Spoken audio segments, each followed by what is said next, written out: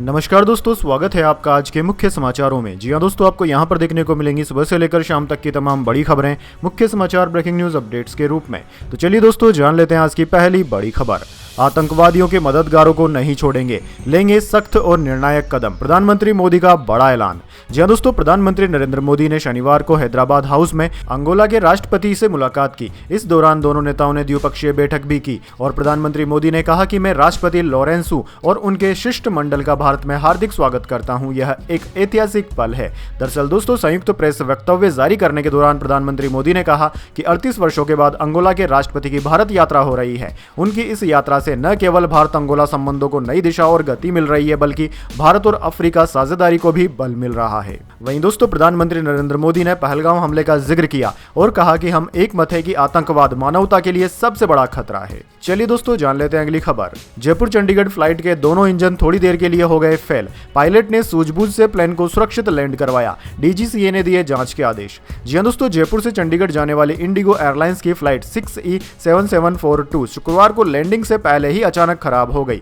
चंडीगढ़ पहुंचने से महज कुछ देर पहले ही फ्लाइट के दोनों इंजनों ने कुछ समय के लिए काम करना बंद कर दिया था। टाइम्स ऑफ इंडिया के मुताबिक ऑटो इग्निशन सिस्टम ने दोनों इंजन को तुरंत चालू कर दिया और तब जाकर विमान की लैंडिंग कराई गई। डीजीसीए ने इस पूरे मामले की जांच के आदेश दिए हैं। दरअसल दोस्तों, जानकारी के अनुसार इंजन में ईंधन जलना यानी कि फ्लेम आउट बंद हो गया था। जयपुर एयरपोर्ट से चंडीगढ़ जाने वाली इंडिगो एयरलाइन की फ्लाइट ने शुक्रवार सुबह लगभग 5:50 पर अपने तय समय पर उड़ान भरी थी। इसे लगभग 1 घंटे 10 मिनट बाद सुबह 7 बजे चंडीगढ़ पहुंचना था, लेकिन लैंडिंग से लगभग 15 मिनट पहले फ्लाइट के एक इंजन में अचानक फ्लेम आउट की समस्या हो गई थी। चलिए दोस्तों, जान लेते हैं अगली खबर। कर्नाटक के मंत्री बोले, मैं आत्मघाती हमलावर बनने को तैयार हूं। प्रधानमंत्री मोदी परमिशन दें तो पाकिस्तान के खिलाफ युद्ध लड़ने को भी राजी। जी हां दोस्तों, कर्नाटक के आवास एवं अल्पसंख्यक कल्याण मंत्री बीजेडी जमीर अहमद खान का पहलगाम आतंकी हमले पर दिया गया बयान चर्चाओं में है, जिसमें वे आत्मघाती हमलावर बनकर पाकिस्तान में जाने और युद्ध लड़ने की बात कह रहे हैं। उन्होंने शुक्रवार को प्रेस कॉन्फ्रेंस की थी। उन्होंने कहा कि पाकिस्तान हमेशा से भारत का दुश्मन रहा है।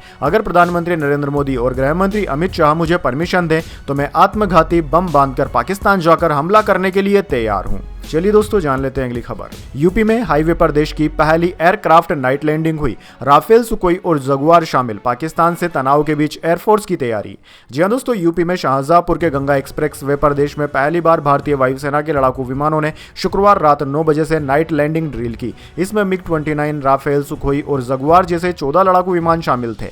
एक्सप्रेस वे पर हेलीकॉप्टर Mi-70 ने लैंड किया। करीब 15 सेकंड के बाद फिर उसने उड़ान भरी। लड़ाकू विमानों ने लैंड एंड गो ड्रिल और मार्च पास्ट किया। इससे पहले दोपहर को 15 लड़ाकू विमानों ने यहां लैंड एंड गो ड्रिल की थी। चलिए दोस्तों, जान लेते हैं अगली खबर। गोवा के शिरगांव में भगदड़, 7 की मौत, 50 घायल। बिजली तार गिरने से हादसा, एक दूसरे पर गिरे लोग, 20 की हालत है गंभीर। प्रधानमंत्री ने जताया दुख। जी हां दोस्तों, गोवा के शिरगांव में श्री लेराई यात्रा के दौरान शुक्रवार रात मची भगदड़ में 7 लोगों की मौत हो गई। जानकारी शनिवार सुबह आई। इसमें 50 से ज्यादा लोग घायल हैं, जिनमें 20 गंभीर हैं। राहत बचाव कार्य जारी है। मृतकों की संख्या बढ़ भी सकती है। चलिए दोस्तों, जान लेते हैं अगली बड़ी खबर। मुजफ्फरनगर में राकेश टिकैत को झंडा मारा, पगड़ी गिरी, वापस जाओ के नारे लगे। भाई राकेश टिकैत ने महापंचायत बुलाई। जी हां दोस्तों, मुजफ्फरनगर में शुक्रवार को जन आक्रोश रैली में हंगामा हो गया। किसान नेता राकेश टिकैत के सिर पर झंडा मार दिया गया, जिसके बाद धक्का मुक्की शुरू हो गई। इसी दौरान राकेश टिकैत की पगड़ी भी गिर गई। पास में खड़े सुरक्षा कर्मियों ने उन्हें संभाला। दरअसल दोस्तों, पहलगाम आतंकी हमले के विरोध में सिविल लाइन थाना क्षेत्र के टाउन हॉल ग्राउंड में जन आक्रोश रैली आयोजित की गई थी। इसमें छोटे बड़े 168 हिंदू संगठन के लोग शामिल हुए थे। रैली के समर्थन में बाजार भी बंद रहे। बड़ी संख्या में लोग दोपहर में ग्राउंड में जुटे। शाम 5 बजे राकेश टिकैत रैली में पहुंचे तो उनका विरोध शुरू हो गया। राकेश टिकैत के बड़े भाई नरेश टिकैत ने बयान दिया था कि पाकिस्तान का पानी रोका जाना सही नहीं है। भारत और पाकिस्तान का किसान एक है। इस बयान से लोग नाराज थे, जिस कारण राकेश टिकैत का लोगों ने विरोध किया। चलिए दोस्तों, जान लेते हैं अगली खबर। पाकिस्तान को एक और करारी चोट। पहलगाम हमले के बाद भारत ने सभी तरह का आयात कर दिया बंद। जी हां दोस्तों, भारत सरकार ने पाकिस्तान से आने वाली सभी चीजों पर अब पूरी तरह से प्रतिबंध लगा दिया है, जिसका मतलब है कि अब कोई भी चीज किसी भी तरह से पाकिस्तान से नहीं आएगी। वाणिज्य मंत्रालय ने कहा कि अब पाकिस्तान से पूरी तरह से आयात प्रतिबंध कर दिया गया है। पहले डायरेक्ट ट्रेड बंद किया गया था, लेकिन अब इनडायरेक्ट इंपोर्ट भी बंद कर दिया गया है। यह पाकिस्तान पर गहरी चोट है। भारत का वाणिज्य मंत्रालय उन उत्पादों की सूची तैयार कर रहा है जिन्हें भारत से आयात निर्यात नहीं किया जाएगा। चलिए दोस्तों, जान लेते हैं अगली खबर। अर्जेंटीना में 7.5 तीव्रता का शक्तिशाली भूकंप आया, सुनामी की चेतावनी, 15 मिनट में 3 बड़े आफ्टर शॉक भी आए। जी हां दोस्तों, साउथ अमेरिका देश अर्जेंटीना में 7.5 तीव्रता का शक्तिशाली भूकंप आया है। इसके चलते सुनामी की चेतावनी जारी की गई है। यह भूकंप भारतीय समय के अनुसार शाम 6:30 बजे आया। दरअसल दोस्तों, भूकंप का केंद्र अर्जेंटीना के दक्षिणी राज्य उशुशाइया के 222 किलोमीटर दूर समुद्र में ड्रेक पैसेज में था, जिसकी गहराई 10 किमी है। यूएस जियोलॉजिकल सर्वे के मुताबिक उसी जगह 15 मिनट में लगातार 5.4, 5.7 और 5.6 तीव्रता के 3 आफ्टर शॉक भी आए। चलिए दोस्तों, जान लेते हैं अगली बड़ी खबर। World press freedom index 2025, Bharat की रैंकिंग 151। चीन में मीडिया की हालत अफगानिस्तान से भी खराब, ग्लोबल मीडिया पर राजनीतिक दबाव। जी हां दोस्तों, पेरिस स्थित international NGO reports without borders ने वर्ल्ड प्रेस फ्रीडम इंडेक्स 2025 में भारत को 180 देशों में 151वीं रैंक पर रखा है। इस लिस्ट में पिछले साल भारत की रैंक 159 थी। इंडेक्स में इरिट्रिया सबसे निचले पायदान पर है और नॉर्वे पहले पायदान पर है। भूटान, पाकिस्तान, तुर्की, फिलिस्तीन, चीन, रूस, अफगानिस्तान, सीरिया और उत्तर कोरिया को भारत से नीचे रखा गया है। चलिए दोस्तों, जान लेते हैं अगली बड़ी खबर। पाकिस्तानी हैकर्स ने भारत पर साइबर अटैक किया, आर्मी, स्कूल, एयरफोर्स की वेबसाइट हैक करने की कोशिश, सिक्योरिटी एजेंसियों ने रोका। जी हां दोस्तों, पहलगाम आतंकी हमले के बाद से पाकिस्तानी साइबर हैकर्स लगातार भारतीय संस्थानों और कंपनियों की वेबसाइट हैक करने की कोशिश कर रहे हैं। 1 मई को HOAX 1337 और नेशनल साइबर क्रू नाम के हैकर्स ग्रुप ने आर्मी, पब्लिक स्कूल, नगरोटा और सुंजवान की वेबसाइट पर साइबर अटैक किया। गनीमत यह रही कि हैकर्स इसमें कामयाब नहीं हो सके, क्योंकि अलर्ट मोड पर मौजूद इंडियन साइबर एजेंसियों ने रियल टाइम में हैकिंग का पता लगाया और इसे फेल कर दिया। चलिए दोस्तों, जान लेते हैं अगली खबर। अगर भारत ने सिंधु नदी पर बांध बनाया तो हमला कर देंगे, पाकिस्तान के रक्षा मंत्री ख्वाजा आसिफ ने फिर दी गीदड़ भभकी।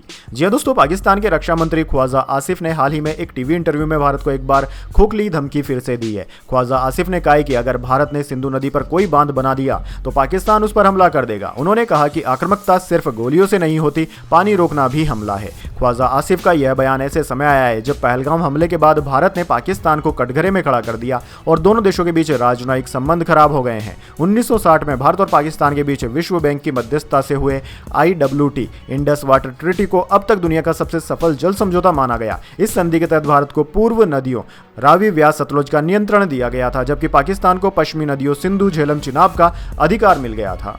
चलिए दोस्तों, जान लेते हैं अगली बड़ी खबर। MP, UP सहित 19 राज्यों में आंधी तूफान, राजस्थान में धूल भरी आंधी की चेतावनी। महाराष्ट्र का अकोला 44.9 डिग्री टेम्परेचर के साथ देश का सबसे गर्म रहा। जी हां दोस्तों, मौसम विज्ञान विभाग के मुताबिक आज मध्य प्रदेश, उत्तर प्रदेश सहित 19 राज्यों में आंधी तूफान का अलर्ट है। राजस्थान में धूल भरी आंधी चल सकती है, वहीं ओडिशा, आंध्र प्रदेश और कर्नाटक में तेज बारिश हो सकती है। दिल्ली में शुक्रवार को हुई बेमौसम बारिश के कारण मौसम विभाग ने आज के लिए भी आंधी बारिश का अलर्ट जारी किया। बदलते हुए मौसम के बावजूद आज महाराष्ट्र, गुजरात, राजस्थान और मध्य प्रदेश के 12 शहरों में तापमान 43 से 44 डिग्री के बीच रिकॉर्ड किया गया।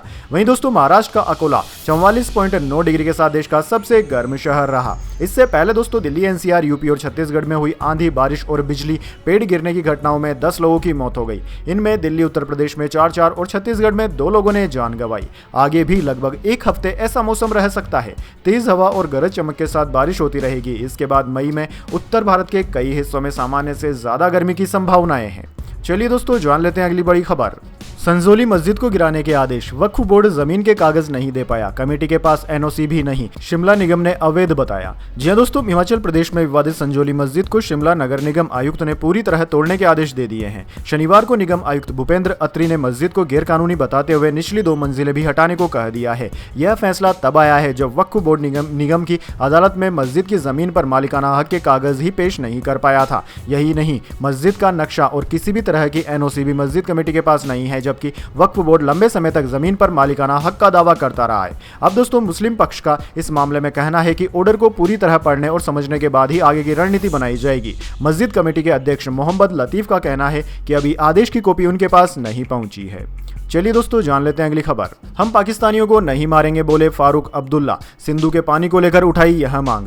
दरअसल दोस्तों, जम्मू कश्मीर के पहलगांव में हुए 22 अप्रैल को आतंकी हमले के मामले में अभी तक बयानबाजियां जारी है। पूर्व मुख्यमंत्री और जम्मू कश्मीर नेशनल कॉन्फ्रेंस के अध्यक्ष फारूक अब्दुल्ला ने हमले की निंदा करते हुए लोगों से आतंक के खिलाफ एकजुट होकर खड़े होने की अपील की है। उन्होंने कहा कि हमले में शामिल लोग इंसानियत के दुश्मन है, वे नरक में सड़ेंगे। सिंधु जल समझौता की पुनरावृत्ति होनी चाहिए। वहीं दोस्तों, फारूक अब्दुल्ला ने पहलगाम हमले में मारे गए आदिल हुसैन शाह के घर पर और परिवार से मुलाकात कर श्रद्धांजलि दी। आदिल पोनी राइड ऑपरेट के तौर पर काम कर रहे थे। आतंकी हमले में जिन 26 लोगों की मौत हुई थी उनमें आदिल भी शामिल था। आदिल को छोड़कर सभी पर्यटक थे। चलिए दोस्तों जान लेते हैं अगली खबर। मिलिट्री एक्शन की चेतावनी से बौखलाया पाकिस्तान तो करने लगा प्रोपोगेंडा, भारतीय सैन्य बलों को लेकर कर रहा दुष्प्रचार। जी हां दोस्तों, पहलगाम में हुए आतंकी हमले को लेकर भारत ने पाकिस्तान को अंजाम भुगतने की चेतावनी दी है। दोनों मुल्कों में तनाव बढ़ गया है। इसी बीच भारतीय सैन्य बलों के भीतर ट्रांसफर पोस्टिंग भी चल रही है, लेकिन पाकिस्तानी मीडिया में उन खबरों को फर्जी तरीके से प्रसारित किया जा रहा है। पाकिस्तान आधारित मीडिया आउटलेट्स और सोशल मीडिया हैंडल्स भारतीय सेना के वरिष्ठ अधिकारियों की छवि धूमिल करने के लिए एक संगठित दुष्प्रचार अभियान चला रहे हैं। हालांकि इन कोशिशों को आधिकारिक रिकॉर्ड्स और प्रमाणिक फैक्ट चेकिंग से खारिज कर दिया गया। चलिए दोस्तों जान लेते हैं अगली खबर। मणिपुर में हिंसा के 2 साल, इम्फाल समेत कई जिलों में बंद रहे स्कूल और दुकानें, लोगों ने किया कामकाज का बहिष्कार। जी हां दोस्तों, इम्फाल घाटी में शनिवार को आम जनजीवन पूरी तरह से ठप रहा, क्योंकि विभिन्न संगठनों ने 3 मई 2023 को भड़की जातीय हिंसा के 2 साल पूरे होने पर सिंधा लेम्पा का आह्वान किया, यानी कि दैनिक गतिविधियों का पूरी तरह से बहिष्कार। वहीं दोस्तों शैक्षणिक और व्यापारिक संस्थान दिन भर बंद रहे, सार्वजनिक परिवहन सेवाएं भी ठप रही और सड़कों पर इक्का दुक्की निजी वाहन ही नजर आए। किसी भी संभावित अशांति को देखते हुए राजधानी के प्रमुख स्थानों पर सुरक्षा बलों की तैनाती की गई थी। चलिए दोस्तों जान लेते हैं अगली बड़ी खबर, लेकिन उससे पहले मेरी आपसे छोटी सी रिक्वेस्ट है, अगर दोस्तों आपको अभी तक हमारी न्यूज़ पसंद आई है तो एक छोटा सा लाइक जरूर दे दीजिए, और अगर आपको पसंद नहीं आई है तो बेशक आप डिसलाइक भी कर सकते हैं, लेकिन दोस्तों लाइक और डिसलाइक जरूर कीजिए, क्योंकि दोस्तों यही हमारी मेहनत का फल होता है और इसी से हमें पता चलता है कि आपको हमारी वीडियोज़ पसंद आ रही है या नहीं। तो चलिए दोस्तों जान लेते हैं अगली बड़ी खबर। इस हफ्ते सोने चांदी में रही गिरावट, सोना 1677 रुपए गिरकर 93,954 पर आया। चांदी 3,559 रुपए कम होकर 94,125 रुपए प्रति किलोग्राम पर बिक रही। जी हां दोस्तों, इस हफ्ते सोने चांदी के दामों में गिरावट रही है। Indian Boolean and jeweller association IBGA की वेबसाइट के अनुसार पिछले शनिवार यानी कि 26 अप्रैल को सोना 95,631 रुपए पर था, जो कि अब 93,954 रुपए प्रति 10 ग्राम पर आ गया है। यानी कि दोस्तों इन 7 दिनों में सोने की कीमतें 1677 रुपए प्रति 10 ग्राम कम हो चुकी है। वहीं दोस्तों दूसरी ओर चांदी की कीमतों की बात करें तो चांदी की कीमतें पिछले शनिवार को 97,684 रुपए प्रति किलोग्राम पर थी, जो कि अब घटकर 94,125 रुपए प्रति किलोग्राम पर आ गई है। यानी कि दोस्तों इस तरह से देखा जाए तो इस सप्ताह यानी कि 7 दिनों में चांदी की कीमत 3,559 रुपए कम हो चुकी है। चलिए दोस्तों जान लेते हैं अगली खबर। लॉरेंस की धमकी से पाकिस्तानी डॉन बौखलाया, भट्टी बोला मूसेवाला सिद्दीकी मर्डर के सारे राज खोल दूंगा। गैंगस्टर ने कहा था पहलगाम हमले का बदला लूंगा। जी हां दोस्तों, गैंगस्टर लॉरेंस की पहलगाम आतंकी हमले का बदला लेने की धमकी से पाकिस्तानी डॉन शहबाज भट्टी बौखला गया है। उसने कहा कि मैं पंजाबी सिंगर सिद्धू मूसेवाला और मुंबई में NCP नेता बाबा सिद्दीकी की हत्या के राज खोल दूंगा। अब दोस्ती खत्म, देश पर बात आएगी तो चुप नहीं बैठेंगे। पाकिस्तानी डॉन शहजाद भट्टी ने इसका वीडियो भी जारी किया, जिसमें उसने यह बात कही। उसने यह वीडियो कुछ दिन पहले लॉरेंस गैंग की धमकी देने के बाद जारी की है। चलिए दोस्तों जान लेते हैं अगली बड़ी खबर। कुल्लू के जिंगजिंग बार में मई के महीने में बर्फबारी, सरचू में ताजा हिमपात, मनाली में हल्की बारिश, टूरिस्टों की भीड़ बढ़ी, सुरक्षा कड़ी। जी हां दोस्तों, हिमाचल प्रदेश के लाहौल स्पीति जिले के प्रसिद्ध पर्यटन स्थल जिंगजिंग बार में ताजा बर्फबारी हुई है। मई महीने में जहां मैदानी इलाकों में तापमान लगातार बढ़ रहा है, वहीं पहाड़ों में ताजा बर्फबारी हो रही है। देश के मैदानी इलाकों में बढ़ते तापमान के कारण पर्यटक ठंडक की तलाश में पहाड़ों की ओर रुख कर रहे हैं। मनाली घूमने पहुंचे पर्यटक लाहौल स्पीति जिला के जिंगजिंग बार में गिरती बर्फ का नजारा देखकर खुशी से झूम उठे। चलिए जान लेते हैं अगली बड़ी खबर। पाकिस्तान ने अब्दाली बैलिस्टिक मिसाइल का परीक्षण किया, 450 किलोमीटर रेंज, न्यूक्लियर और कन्वेंशनल हथियार ले जाने में सक्षम। जी हां दोस्तों, भारत से जारी तनाव के बीच पाकिस्तान ने शनिवार को अब्दाली वेपन सिस्टम नाम की बैलिस्टिक मिसाइल के सफल परीक्षण का दावा किया है। पाकिस्तान का कहना है कि उसने इंडस एक्सरसाइज के तहत 450 किलोमीटर की मारक क्षमता वाली इस सरफेस टू सरफेस मिसाइल का परीक्षण किया। यह मिसाइल 500 से 700 किलोग्राम तक के न्यूक्लियर एंड कन्वेंशनल हथियार ले जा सकती है। हालांकि इसका इस्तेमाल मुख्य रूप से कन्वेंशनल हथियारों के लिए किया जाता है। इसमें मॉडर्न नेविगेशन और गाइडेंस सिस्टम मौजूद है जो सटीक निशाना लगाने में सक्षम है। चलिए दोस्तों जान लेते हैं अगली खबर। SBI एक शेयर पर लगभग 16 रुपए डिविडेंड देगा। चौथी तिमाही में बैंक का मुनाफा 10% कम हुआ, आमदनी 12% बढ़कर 1.44 लाख करोड़ रही। जी हां दोस्तों, देश के सबसे बड़े सरकारी bank state bank of India यानी कि SBI को वित्त वर्ष 2024-25 की चौथी तिमाही में 18,643 करोड़ रुपए का शुद्ध मुनाफा हुआ। सालाना आधार पर इसमें 10% की कमी आई। एक साल पहले यानी कि वित्त वर्ष 2023-24 की चौथी तिमाही में बैंक को 20,698 करोड़ रुपए का मुनाफा हुआ था। वहीं दोस्तों जनवरी मार्च तिमाही में बैंक की टोटल इनकम सालाना आधार पर 12.04% बढ़कर 1,43,876 करोड़ रुपए रही है। वहीं दोस्तों एसबीआई ने इस प्रॉफिट को देखते हुए इस प्रॉफिट का कुछ हिस्सा अपने शेयर धारकों को देने का भी फैसला किया है। इस बार एसबीआई एक शेयर पर लगभग 16 रुपए का डिविडेंड दे रहा है। चलिए दोस्तों जान लेते हैं अगली खबर। पैसों के लिए मोहताज हो जाएगा पाकिस्तान, डॉलर के बिना टूट जाएगी कमर, भारत ने कर ली बड़ी तैयारी। जी हां दोस्तों, 22 अप्रैल 2025 को जम्मू कश्मीर के पहलगाम में हुए आतंकी हमले के बाद से पाकिस्तान के खिलाफ एक्शन लगातार जारी है। भारत ने पड़ोसी देश के खिलाफ कई तरह की पाबंदियां लगा दी है। अब दोस्तों ताजा घटनाक्रम में भारत ने अंतर्राष्ट्रीय मुद्रा कोष से पाकिस्तान को दिए गए लोन की समीक्षा करने को कहा है। एक भारतीय सरकारी सूत्र ने शुक्रवार को यह जानकारी दी। न्यूज एजेंसी रॉयटर्स के मुताबिक पाकिस्तान को पिछले साल IMF से बेल आउट प्रोग्राम के तहत $7 बिलियन की राशि मिली थी और मार्च में उसे $1.3 बिलियन का नया जलवायु संबंधित लोन दिया गया था। यह प्रोग्राम $350 अरब की अर्थव्यवस्था के लिए महत्वपूर्ण है और पाकिस्तान ने कहा कि इस राहत पैकेज के तहत उसकी अर्थव्यवस्था स्थिर हुई है, जिसे उसे लोन चूक के खतरे से बचने में मदद मिली। चलिए दोस्तों जान लेते हैं अगली बड़ी खबर। ऑस्ट्रेलिया में फेडरल चुनाव के लिए वोटिंग जारी। प्रधानमंत्री अल्बनीज की लेबर पार्टी और लिबरल नेशनल गठबंधन में है मुकाबला। जी दोस्तों, ऑस्ट्रेलिया में 2025 के फेडरल चुनाव के आज वोट डाले जा रहे हैं। इस चुनाव में मुख्य मुकाबला वर्तमान प्रधानमंत्री एंथनी अल्बनीज की लेबर पार्टी और विपक्षी नेता पीटर डट्टन के लिबरल नेशनल गठबंधन के बीच है। ऑस्ट्रेलिया में हमारे देश की तरह ही 2 सदन है। दरअसल दोस्तों ऊपरी सदन को सीनेट और निचली सदन को हाउस ऑफ रिप्रेजेंटेटिव कहा जाता है। निचले सदन में बहुमत पाने वाली पार्टी या गठबंधन का नेता ही प्रधानमंत्री बनता है। चलिए दोस्तों जान लेते हैं अगली खबर। बोनी कपूर और अनिल कपूर की मां का अंतिम संस्कार आज होगा। रानी मुखर्जी, रवीना समेत कई सेलेब्स ने दी श्रद्धांजलि। परिवार ने कहा हमेशा दिलों में रहेंगी। जी हां दोस्तों, बोनी कपूर और अनिल कपूर की मां निर्मल कपूर का 90 वर्ष की उम्र में निधन हो गया। उन्होंने शुक्रवार 2 मई को मुंबई के कोकिलाबेन धीरूभाई अंबानी अस्पताल में अंतिम सांस ली। आज सुबह लगभग 11:30 बजे उनका अंतिम संस्कार विरले पार्ले शमशान घाट पर किया गया। निर्मल कपूर पिछले कुछ महीनों से अस्वस्थ चल रही थी। स्वास्थ्य संबंधी समस्याओं के चलते उन्हें कई बार अस्पताल में भर्ती कराया गया था। चलिए दोस्तों जान लेते हैं अगली बड़ी खबर। पहलगाम हमले के 6 संदिग्धों की कोलंबो एयरपोर्ट पर तलाश। भारतीय एजेंसियों ने इनपुट दिया था, पाकिस्तान से आयात बैन, डाक सेवा बंद। जी हां दोस्तों, भारतीय एजेंसियों के इनपुट के बाद श्रीलंका के भंडारनाई के इंटरनेशनल एयरपोर्ट पर शनिवार को सर्च ऑपरेशन चलाया गया। दोस्तों बताया गया है कि पहलगाम आतंकी हमले से जुड़े 6 संदिग्ध चेन्नई से श्रीलंकन एयरलाइंस की उड़ान से कोलंबो पहुंचे। एजेंसियों को इनके प्लेन में सवार होने की सूचना मिली थी। उधर दोस्तों भारत ने पाकिस्तान से डायरेक्ट और इनडायरेक्ट आयात पर बैन लगा दिया। सरकार ने इस फैसले का नोटिफिकेशन भी जारी कर दिया है। इसके साथ ही भारतीय बंदरगाहों पर पाकिस्तानी जहाजों के आने पर भी पूर्ण रोक लगा दी गई है। बंदरगाह और शिपिंग मिनिस्ट्री ने कहा कि भारतीय जहाज भी पाकिस्तानी बंदरगाहों पर नहीं जाएंगे। सरकार ने सभी डाक सेवाएं भी पाकिस्तान के लिए बंद कर दी हैं। चलिए जान लेते हैं अगली बड़ी खबर। फारूक अब्दुल्ला ने मानी पहलगाम हमले में लोकल सपोर्ट की बात। बोले आतंकी वहां कैसे आए। महबूबा मुफ्ती बोली ये बयान कश्मीरियों के लिए खतरा बनेगा। जी दोस्तों, जम्मू कश्मीर के पूर्व मुख्यमंत्री फारूक अब्दुल्ला ने कहा कि पहलगाम आतंकी हमला लोकल सपोर्ट के बिना नहीं हो सकता, क्योंकि आतंकवादी वहां कैसे आए यह सवाल आज भी बना हुआ है। किसी लोकल ने उनकी मदद तो जरूर की है। अब्दुल्ला के इस बयान पर पूर्व मुख्यमंत्री महबूबा मुफ्ती ने कड़ी आपत्ति जताई। उन्होंने सोशल मीडिया प्लेटफॉर्म एक्स पर लिखा कि फारूक अब्दुल्ला का ऐसा बयान देश के बाकी हिस्सों में रह रहे कश्मीरी लोगों के लिए खतरा बन सकता है।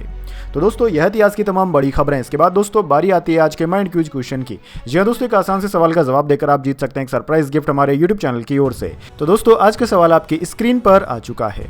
धरती का सबसे बड़ा जीव कौन सा है। जी हां दोस्तों, अगर आप जानते हैं धरती पर रहने वाले सबसे बड़े जीव का नाम तो जल्दी से कमेंट बॉक्स में लिख दीजिए उसका नाम। अगर आपका जवाब होता है एकदम सही और आप चुन जाते हैं लकी विजेता के रूप में, तो आपको मिल सकता है एक सरप्राइज गिफ्ट हमारे यूट्यूब चैनल की ओर से। तो दोस्तों जल्दी से अपना उत्तर कमेंट बॉक्स में लिख दीजिए, वीडियो को लाइक कर लीजिए और चैनल को सब्सक्राइब करके बेल आइकन भी दबा लीजिए। धन्यवाद। वंदे मातरम। जय हिंद, जय भारत।